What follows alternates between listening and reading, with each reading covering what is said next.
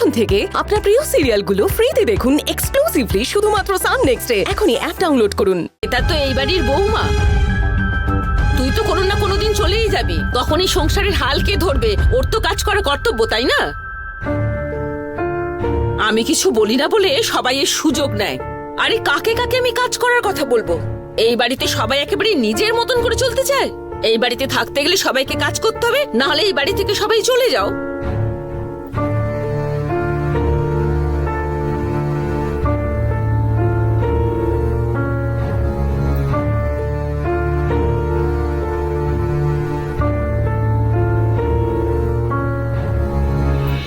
আমাকে এখানে কেউ ভালোবাসে না।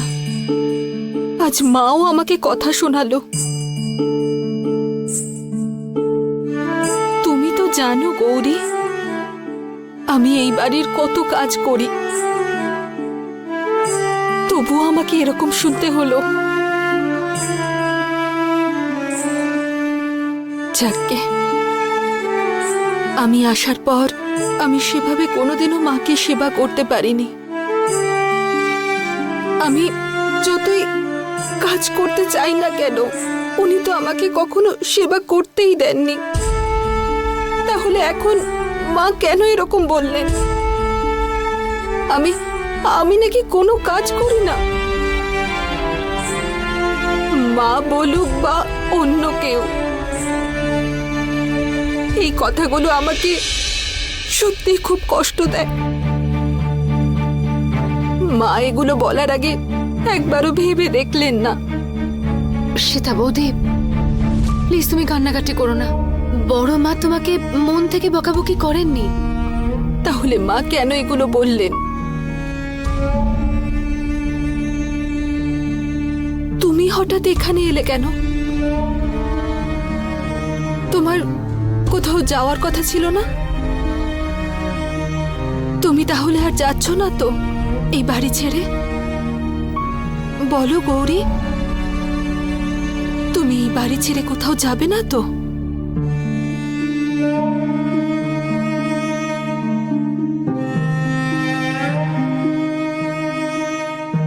আমি তোমাকে কি করে বলবো বৌদি, আমি আর এখানে থাকতে পারবো না। আমি যে বড় মাকে আমার সব সত্যিটা বলে দিয়েছি, আমায় চলে যেতে হবে। Thank you so much. Thank you, I got this. Rudra, তোকে দেখেই আমি একটা ভাইবস পাচ্ছি। মনে হচ্ছে কাজটা হয়ে গেছে। এক মিনিট, আমি গেস করব। তুই যে প্রজেক্টটা ডিজাইন করেছিলিস সেটা? না।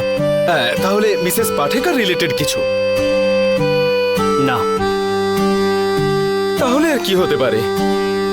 আমার মাথায় আর কিছু আসছে না ভাই। তুই বল না।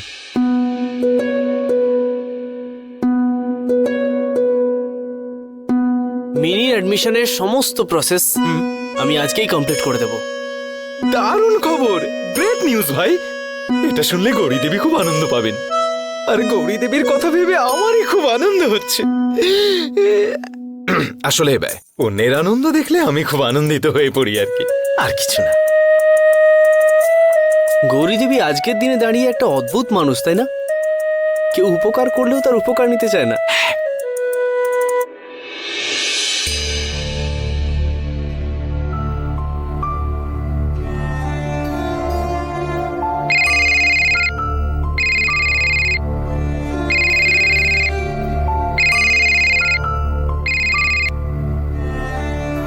হ্যালো গৌরী দেবী, একটা গুড নিউজ আছে। কি? মিনিকে স্কুলে আজকে অ্যাডমিশন করিয়ে দেবো। ফটো লাগবে আর তার সঙ্গে আইডি কার্ডও লাগবে, মানে প্যান কার্ড আর আধার কার্ডের জেরক্সটা নিয়ে নেবে। ফাইলটা সাবমিট করতে হবে। রুদ্র স্যার, কিন্তু মিনি তো বলছিল। মিনি কি বলছিল না বলছিল তা নিয়ে আমার কোনো মাথা ব্যথা নেই। তোমাকে যেটা বললাম সেটাই করো, যেটা বলবো সেটা শোনার অভ্যেস করো।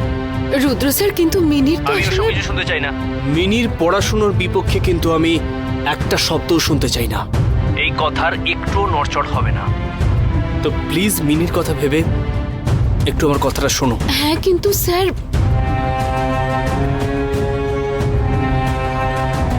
মা কি হয়েছে? বিরাট বড় বিপদে পড়ে গেছি রে আমরা। আমরা যদি এখানে থেকে যাই তাহলে রুদ্র স্যারকে বলতে হবে আমরা মিথ্যে বলেছি। আর রুদ্র স্যার মিথ্যে কথা বলা একদম পছন্দ করেন না।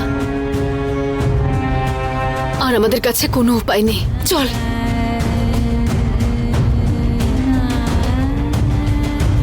দাঁড়া, আমি নিচ্ছি। চল। রে কি তোরা দুজনে মিলে কোথায় যাচ্ছিস? ঘুরতে যাচ্ছিস নাকি? মিনি, তোর সাথে কথা আছে, তুই ফিরে এলে খেলবো একসাথে। কোথায় যাচ্ছিস? চন্দু কাকা, এই বাড়ি ছেড়ে আমরা চলে যাচ্ছি।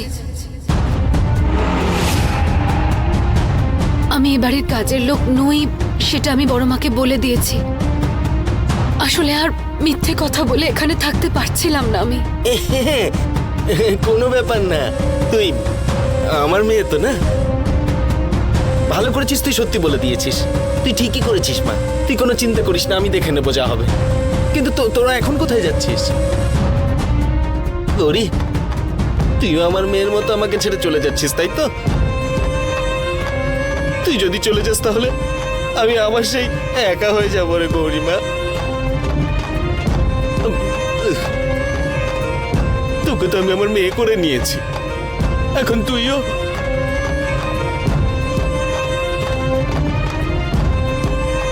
যে যেতে চাইছে তাকে যেতে দে রে চন্দু।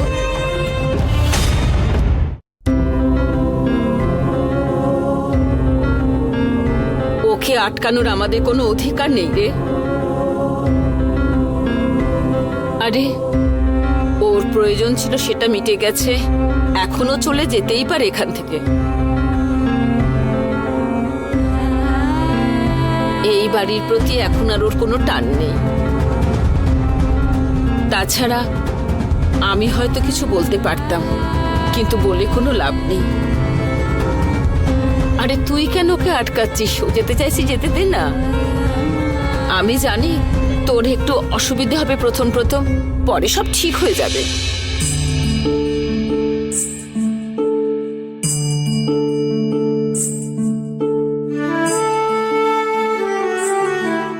না না, কেউ কোথাও যাবে না। তুই যা, তুই বড় মাকে গিয়ে বল যে তুই কোথাও যাবি না, যা। বড় মা, বড় মা, বড় মা,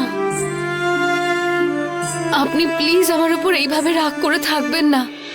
আমি এই পরিবারের প্রত্যেককে খুব ভালোবাসি। তুই যদি সবাইকে খুব ভালোই বাসতিস